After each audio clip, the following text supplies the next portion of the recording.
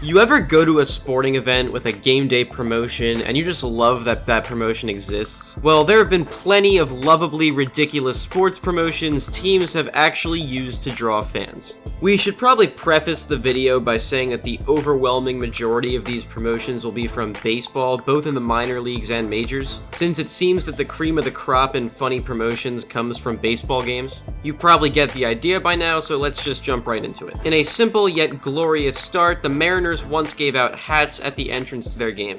Seems innocent enough, right? Well, when these were beard hats, then it cracks this list. Have you ever seen beard hats before? Me personally, I hadn't before we did research for this to find the promotions in the first place, and we discovered that this happened. Just look at this hat and try to justify an argument saying it shouldn't be in this video. That's all there is to it. Do you remember that World Cup when all the games sounded like a swarm of bees surrounded the stadium at all times?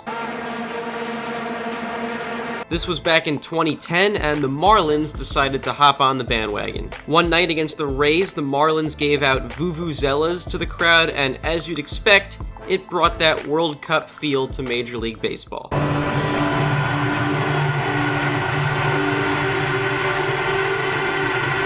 Only not everyone was on board with the idea. This feeling is understandable given that it sounds like a monster from Stranger Things is on the loose nearby, but lucky for those disapproving fans in the park that day, people at the World Cup had it way worse. The Marlins lost the game 9-8, so maybe it wasn't exactly the fun home field advantage creator the team was hoping for. Nonetheless, as a person who values a little fun and humor, I'd love to see every team give this one a shot. The next year, the Angels definitely one-upped them in the crazy fun giveaway department. The Angels had an idea to set the world record for costume masks worn in one gathering. How did they try to achieve this? By giving every fan in attendance a Nacho Libre style wrestling mask and asked them to wear the masks for 10 minutes. With a representative from the Guinness Book of World Records there to verify it, the Angels did in fact set the record. Not something you see every day. Over 40,000 human beings wearing wrestling masks at one time in the crowd of a baseball game. Maybe there's an alternate dimension where every game is like that, but at least here, that's a really awesome one-time thing. Attention, Steinbrenner and front office morons. Your triumphs mean nothing. You all stink. You can sit on it and rotate.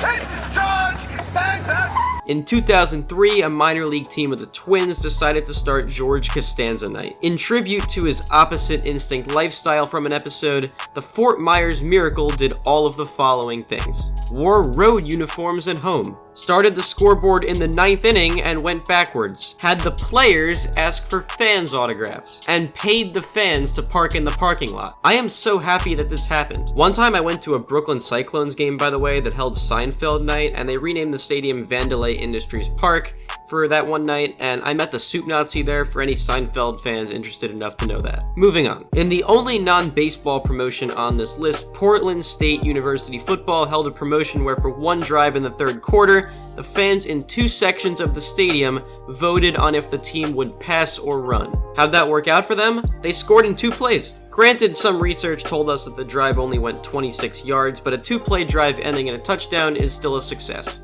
even when the offensive coordinator is 2 sections worth of people. If something had went wrong in the drive, who would be to blame exactly? Finally, in 2002, the Charleston River Dogs minor league baseball team attempted to break the record for lowest attended pro baseball game. Yeah, you heard me right, lowest. The record was allegedly 12 people, and it was set over 120 years prior, so brilliant team owner Mike Veck decided, hey, let's set this record permanently. They locked the gates to the stadium as the game went on, ensuring an official attendance of 0. Instead, everyone who came was able to have access to a massive party in the parking lot outside, while the baseball inside was technically witnessed by no one, intentionally. The team wanted 0 fans. That about wraps up this video. Thank you guys for watching. Let us know in the comments if you would have went to any of these promotional games if you could, and if there are any more gems that we missed. We appreciate your time and hope to see you later. Thanks.